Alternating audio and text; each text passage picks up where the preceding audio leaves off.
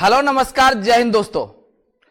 उम्मीद करते हैं आप लोग एकदम बेहतरीन होंगे और आप लोग का तैयारी वगैरह एकदम अच्छे से चल रहा होगा, क्योंकि एग्जाम एकदम नजदीक आ गया है। एनटीपीसी का एग्जाम जो है चालू होने वाला है ना। आप लोग को जानकारी भी हो गया होगा। चलिए, बहुत सुंदर। आज उसी के आधार पर मतलब एनटीपीसी जो एग्जाम होने वाले हैं, उसी एग्जाम को देखते हुए आज हमने जो है एक स्टैटिक्स जो मोस्ट इंपॉर्टेंट जो है यहां से क्वेश्चन जो है एक दो पूछता है। आज उस टॉपिक को हम लोग जो है कवर करेंगे। ये टॉपिक जो है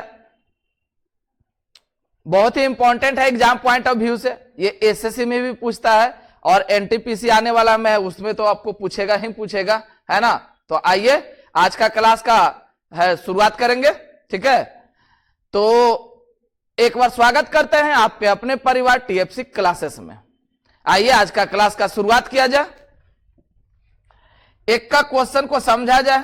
क्या है माध्यिका, यानी मीन, मीडियन और मोड हो गया, रेंज हो गया, स्टैंडर्ड डेविएशन हो गया। सबको एक का करके हम लोग देखेंगे, है ना। चलिए समझते हैं। यहां पर जो दिया गया है आंकड़ा, इस आंकड़ा के अकॉर्डिंग हम लोग को क्वेश्चन जो है तैयार करना है कि कैसे कैसे ये क्वेश्चन बनेगा। यही आंकड़ा पर सारा क्वेश्चन हम लोग देखेंगे। पहला जो है आपका माध्य। माध्य कहते किसको है? सबसे पहला चीज क्या है कि माध्य कहते किसको है?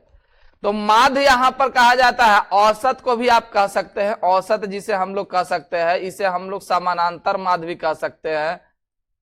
समानांतर माध्य, इसे हम लोग समानांतर माध्य भी कह सकते हैं। ठीक है, तो ये कहा किसको जाता है? तो यहां पर ध्यान रखिएगा कि कुल आंकड़ा का योग और बटा कुल आंकड़ा की संख्या। Sum of all term divided by number of term. Sum of all term divided by number of term. ये आप लोग याद रखिएगा। माध्य में माध्य बराबर क्या होता है आप लोग का? कुल आंकड़ा का योग, मतलब सम ऑफ ऑल टर्म बटा नंबर ऑफ टर्म, यही आपका माध्य है। तो यहां पर सम ऑफ टर्म कीजिएगा तो यहां देखिए 12 और दूना 24 और यहां पर 8 दूना 16, 24 और 16 40 और 40 और यहां हो गया आपका 11 और 9 20, 40 और 20 60, 60 60 और 30 90। यानी टोटल यहां पर आपको दिख रहा है कितना? 90 और डिवाइडेड बाई 1 2 3 4 5 6 7 8 9। 90 बटा 9 यहां से निकल के आ गया कितना है आपका? तो 10। ये आपका क्या निकल के आ गया? तो माध्य निकल के आ गया। बात समझ में आ गया? माध्य बराबर या औसत जिसे हम कह सकते हैं, तो कुल आंकड़ा का योग बटा कुल आंकड़ा की संख्या। यहां 90, 90 बटा 9, ये आपका क्या निकल के आ गया? तो माध्य निकल के आ गया। क्लियर है? चलिए, बहुत सुंदर। अब आइए माध्यिका। माध्यिका यानी मीडियन है क्या? तो मीडियन कहते किसको है? तो यहां पर जो है सबसे पहला अरेंज इन असेंडिंग ऑर्डर। किसमें अरेंज करना है? असेंडिंग ऑर्डर में। Arranged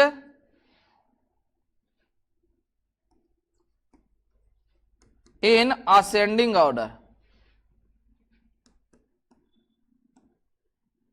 ascending order, ascending order मतलब इसे बढ़ते क्रम में अरेंज कर लीजिए। ठीक है ना। सबसे पहले क्या करना है? इसे बढ़ते क्रम में अरेंज करना। बढ़ते क्रम मतलब छोटा से लेकर बड़ा की ओर हम लोग को लिख देना है। तो छोटा सबसे छोटा है आपका, इसमें कितना है? तो 8। ये लिखिए 8, उसके बाद 8, उसके बाद आपका कितना आ जाएगा? 10 10 10 10 नहीं 9 है एक 9, उसके बाद 10 10 10, उसके बाद 11 और उसके बाद है आपका 12 12। देखिए कै गो टर्म हम लिख लिए इसमें, 1 2 3 4 5 6 7 8 9 और 9 गो टर्म था पूरा। अरेंज कर लिए हम लोग किसमें, असेंडिंग ऑर्डर में हम लोग लिख लिए, ठीक है ना। अरेंज हम लोग कर लिए हैं किसमें, असेंडिंग ऑर्डर में हम लोग अरेंज कर दिए।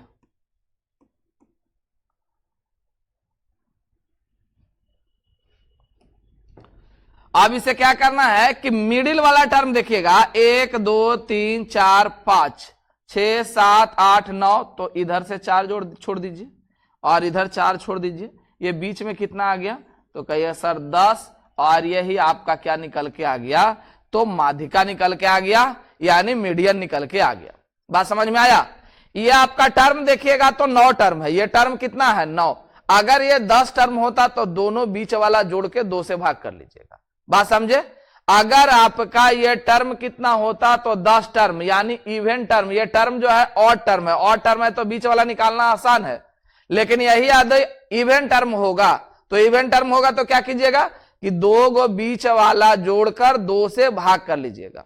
बात समझे ना, 2 गो बीच वाला जोड़कर 2 से भाग कर दीजिएगा, ये आपका क्या निकल के आ जाएगा, तो मीडियन। ये कब, जब ये आपका इवन टर्म हो। बात समझ में आया। ये अभी आपका क्या है, ऑड टर्म है, क्लियर है ना। चलिए बहुत सुंदर, तो मीडियन आप लोग को समझ में आ गया। तो आपका माध्य समझ में आ गया, माध्य बराबर क्या है, तो सम ऑफ ऑल टर्म बटा नंबर ऑफ टर्म है, क्लियर हुआ। सम ऑफ ऑल टर्म बटा नंबर ऑफ टर्म, ये क्या निकल के आ गया, तो मीन निकल के आ गया, जिसे हम लोग एवरेज भी कह सकते हैं, आप समानांतर माध्य भी कह सकते हैं, कोई दिक्कत नहीं है। बात समझे। उसके बाद हम लोग मीडियन आए, मीडियन में क्या देखे, तो अरेंज इन असेंडिंग ऑर्डर, मतलब बढ़ते क्रम में लिख दीजिए। बढ़ते क्रम में लिखने के बाद क्या करना है, तो मिडिल वाला टर्म ले लेना है। बात समझे। यहां जो है टर्म आपका 9 है, तो मिडिल टर्म खोजना आसान है। यदि यही इवन टर्म अगर होता तो क्या करेंगे, तो दोनों बीच वाला जोड़कर 2 से भाग कर लीजिएगा। बात समझे। दोनों बीच वाला जोड़ के क्या करना है, 2 से भाग कर देना है। बात समझे ना। चलिए बहुत सुंदर। आइए नेक्स्ट क्वेश्चन। अब यहां हम लोग को निकालना क्या है, तो मोड। मोड मतलब बहुलक। तो बहुलक निकालने के लिए ये डाटा को आप लिखिए, उसके बाद हम बताते हैं। ये डाटा आपका क्या क्या था, तो आ था 12 10 10 12 12 10 10 12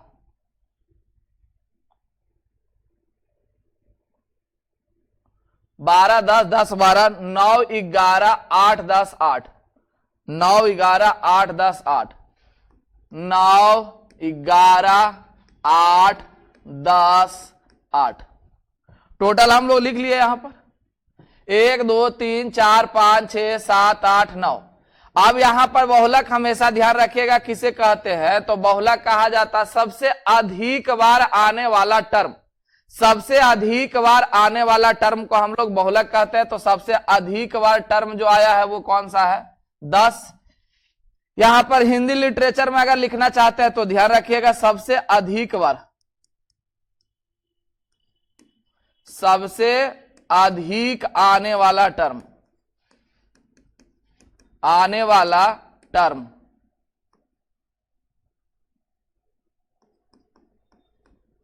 सबसे अधिक बार आने वाला टर्म आपका क्या कहलाता है, बहुलक। तो सबसे अधिक बार कौन आया है जी, तो 10। ये आपका क्या हो गया, 10 आपका बहुलक हो गया। बात समझे, 10 आपका क्या हो गया, बहुलक। सबसे अधिक बार आने वाला टर्म हम लोग का क्या कहलाता है, बहुलक कहलाता है। कोई दिक्कत, समझे। चलिए नेक्स्ट क्वेश्चन। यहां क्या है आपका रेंज। रेंज मतलब परिसर या हम लोग परास कहते हैं। रेंज है क्या, तो रेंज हम लोग को कहा जाता है किसे, तो सबसे अधिक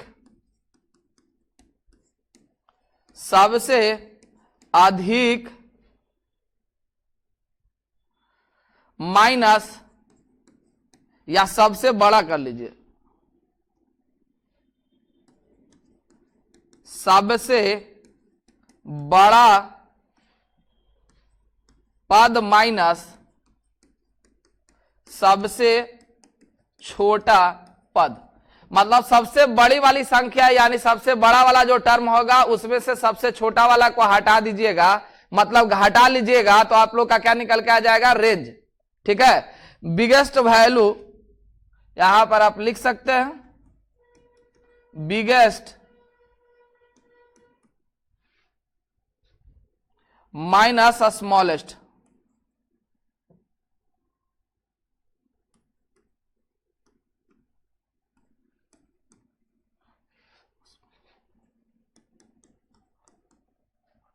स्मॉलेस्ट वैल्यू,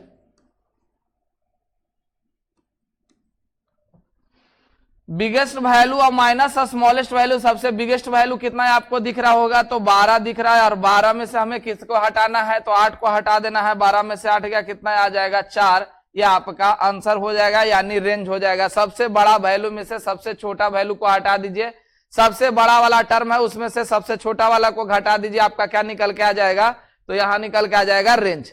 क्लियर है, समझ गए? तो इसे हम लोग रेंज कहते हैं, सबसे बड़ा पद माइनस सबसे छोटा पद। कोई दिक्कत? चलिए आइए नेक्स्ट क्वेश्चन की ओर। नेक्स्ट क्वेश्चन आपका क्या कह रहा है, यहां पर जो है वेरिएशन निकालना है। वेरिएशन मतलब प्रसारण, प्रसार और विचरण। इसे देखिएगा, यहां पर 2 नाम दिए थे आपका, परिसर और परास। यहां पर 3 नाम है। वेरिएशन का क्या है, प्रसारण, प्रसार और विचरण। ठीक है, ये ज्ञात कैसे किया जाता है, यहां पर समझिएगा ये ज्ञात कैसे किया जाता है। तो सबसे पहले प्रसारण ज्ञात करने के लिए आपको मीन देखना पड़ेगा। तो मीन आपका बता चुके हैं कि कितना आएगा, तो 90 और बटा 9। 90 बटा 9 मतलब 10। ये आपका मीन निकल के आ गया। क्लियर है ना, ये क्या निकल के आ गया, मीन। अब इसे करना क्या है कि मीन में से जो दिया गया संख्या यानी गिवन नंबर है उसे अंतर कीजिएगा और उसके बाद वर्ग कर दीजिएगा। 12 10, 12 में से 10 गया 2। ये माइनस में आए प्लस में आए उससे कोई फर्क नहीं पड़ेगा, क्योंकि स्क्वायर करने के बाद ये लिखा जाता है मोड में। मोड में जो होता है हमेशा प्लस में होता है, ठीक है ना, पहला चीज। दूसरा, ये स्क्वायर फॉर्म में होगा तब माइनस तो हमेशा प्लस में ही आएगा ना। तो आप लोगों को माइनस प्लस देखने का कोई जरूरत नहीं है, बस अंतर देखिए और स्क्वायर कर लीजिए। अंतर देखिए, बस स्क्वायर कर दीजिए। 12 10, 2 का अंतर, स्क्वायर 2 का, प्लस यहां 10 10 0 हो गया, यहां 10 10 0 हो गया, यहां 12 10 2 का स्क्वायर कर दीजिए, यहां पर 9 10 1 का स्क्वायर कर लीजिए, 11 10 1 का स्क्वायर कर दीजिए, 8 10 2 का स्क्वायर कर लीजिए, यहां पर 10 यानी 0 हो गया, 8 10 2 का स्क्वायर कर दीजिए। अब यह टोटल आएगा कितना, तो 2 दूना 4, 4 4 8, 8 4 12, 12 4 16, 16 17 और 1 18। यहां पर निकल के आ गया कितना, 18। और टर्म आपके पास क्या गो है, तो टर्म 9 गो है, तो 9 से इसे भाग कर लीजिएगा। 9 से इसे भाग करेंगे तो यहां पर कितना आ जाएगा, 2। यहां पर कितना आ जाएगा, 2। और ये 2 क्या निकल के आ गया, तो आपका प्रसारण, प्रसार या विचरण। क्लियर है, जिसे हम लोग वेरिएशन कह सकते हैं। वेरिएंस, वेरिएंस मतलब ये हो गया आपका प्रसारण, प्रसार और विचरण। बात समझे? तो करना क्या है हम लोग को कि सबसे पहले मीन ज्ञात कर लेना है। मीन ज्ञात करने के बाद मीन और संख्या के बीच, मीन और संख्या के बीच का अंतर को वर्ग करते हुए लिख लीजिएगा। मीन और संख्या के बीच वाला टर्म को, मीन और संख्या, ध्यान रहे ये मीन है और ये संख्या है, मीन और संख्या के अंतर का वर्ग लिखते जाइएगा। अंतर का क्या करना है, वर्ग, और उसे जोड़ दीजिएगा। जोड़ने के बाद जितने भी आपका टर्म है उससे भाग कर दीजिएगा, क्या निकल के आ जाएगा, तो आपका प्रसारण ज्ञात हो जाएगा, विचरण ज्ञात हो जाएगा।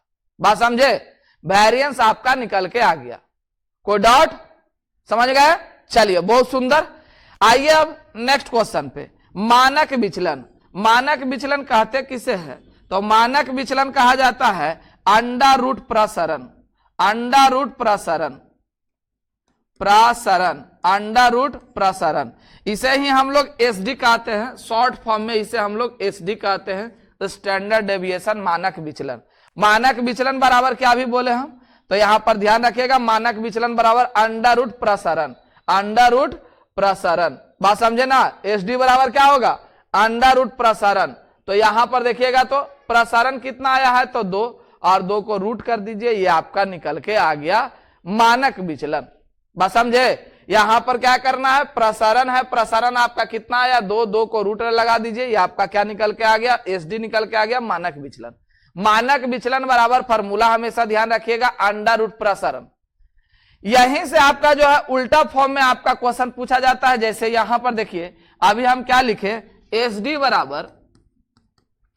डी बराबर आपका क्या लिखा गया है, अंडर रूट प्रसरण, यही लिखा गया।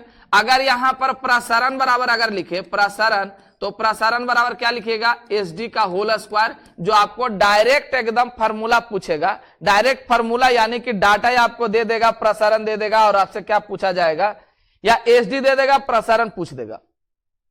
एस डी आपका दे दिया, प्रसारण आपसे पूछ दिया, बात समझे। तो यहां पर ये चीज को ध्यान रखिएगा कि एस डी बराबर अंडर रूट प्रसारण और प्रसारण बराबर क्या होगा, एस डी का होल स्क्वायर। बात समझ में आ गया। चलिए बहुत सुंदर, इस चीज को रखिएगा दिमाग में, क्योंकि हम नेक्स्ट जो क्लास लेके आएंगे इसका, उसमें फॉर्मूला बेस्ड क्वेश्चन हम लेके आएंगे। बात समझे ना। चलिए आइए नेक्स्ट क्वेश्चन, एक और लास्ट होगा जिसे हम लोग कहेंगे कोफिशिएंट ऑफ वेरिएंस, विचरण गुणांक। कोफिशिएंट ऑफ वेरिएंस मतलब विचरण गुणांक। विचरण गुणांक कहते किसको है, तो विचरण गुणांक कहते किसको, इसका फॉर्मूला जो है आप अपने दिमाग में सेट कर लीजिएगा। ये कहा जाता है एस डी बटा मीन, एस डी बटा मीन और गुना 100। ये 100 क्या है, तो विचरण गुणांक जो होता है वो हमेशा परसेंटेज में लिखा जाता है। विचरण गुणांक जो हमेशा किस में लिखा जाता है, परसेंटेज में। परसेंटेज में लिखा जाता है, इसीलिए यहां 100 से गुना किया हुआ है। बात समझ में आ गया ना, किस में लिखा जाता है, परसेंटेज में। तो यहां पर आप लोग को क्लियर हो गया।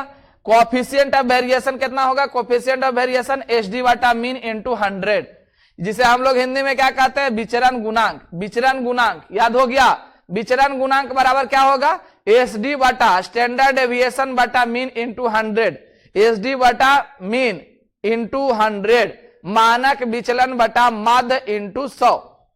इसे हिंदी में क्या लिखिएगा, तो मानक विचलन, मानक विचलन और बटा आपका क्या निकल के आ गया यहां पर, माध्य, और गुना इसे हम लोग 100 लिख सकते हैं। यही आपका हिंदी फॉर्मेशन है। अब इसे बनाइए, ये पीछे वाला डाटा, ये डाटा क्या था आपका, यहां पर देखिए क्या निकला गया, अंडर रूट 2, और मीन कितना निकला था हम लोग का, तो मीन हम लोग का 10 निकला था। यहां पर अंडर रूट 2 लगा दीजिए, अंडर रूट 2, और मीन हम लोग का कितना है 10, और गुना यहां पर हो जाएगा 100, ये से ये कैंसिल, ठीक है। तो आ गया कितना, 10√2%। ये आपका क्या निकल के आ गया, 10√2% क्या निकल के आ गया, तो विचरण गुणांक निकल के आ गया। बात समझ में आ गया, कोएफिशिएंट ऑफ वेरिएंस। क्लियर है, कोई दिक्कत। तो एक ही डाटा पर आपको सब हम लेकर बता दिए हैं, इसे देख लीजिएगा अच्छे से। ये डाटा आपको अलग अलग भी दिया जाता है, हम एक ही डाटा पे सबको बता दिए। क्लियर हो गया ना, क्योंकि आपको आसानी वे में समझ में आ जाए, इसीलिए आपको हम लगातार बताते हुए चले आए। 7 तरीके के प्रश्न इसमें पूछे जाते हैं, जो आपके सामने हम बता चुके हैं। कोई दिक्कत, अच्छे से देख लीजिएगा, समझ लीजिएगा, फिर हम इसको आगे लेकर आएंगे। फार्मूला बेस्ड जो क्वेश्चन है, यानी डायरेक्ट जो आपका क्वेश्चन जो सेट होता है, मतलब यहां पर विचरण गुणांक दिया हुआ है और आपसे मीन पूछ देगा या स्टैंडर्ड डेविएशन पूछ देगा, इस तरीके के प्रश्न जो है हम लेकर आएंगे नेक्स्ट क्लास, मतलब कल। कोई दिक्कत, यहां तक कोई दिक्कत। चलिए बहुत अच्छा, उम्मीद करते हैं आप लोग को एकदम बेहतरीन तरीके से समझ में आ गया होगा। चलिए हम लोग फिर से मिलेंगे नेक्स्ट क्लास में, तब तक के लिए अपना ख्याल रखिएगा। धन्यवाद, जय हिंद।